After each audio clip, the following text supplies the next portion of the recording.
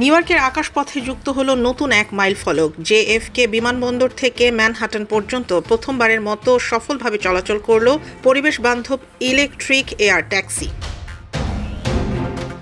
জবি এভিয়েশনের তৈরি এই অত্যাধুনিক এয়ারক্রাফটটি মাত্র 15 মিনিটে বিমানবন্দর থেকে গন্তব্যে পৌঁছাতে সক্ষম। সড়কপথে যেখানে কয়েক ঘন্টা সময় লাগে, সেখানে এই আকাশযানটি মাত্র কয়েক মিনিটেই যাত্রীদের পৌঁছে দিচ্ছে। এটি সম্পূর্ণ বিদ্যুৎ চালিত এবং কার্বন নিঃসরণ মুক্ত।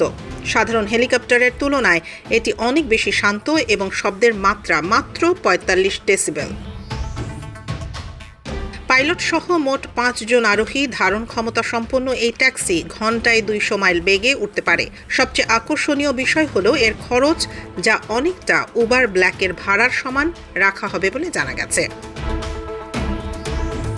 ফেডারেল এভিয়েশন অ্যাডমিনিস্ট্রেশনের অনুমোদন পেলে আগামী 3 বছরের মধ্যে বাণিজ্যিকভাবে এই সেবা চালু হতে পারে।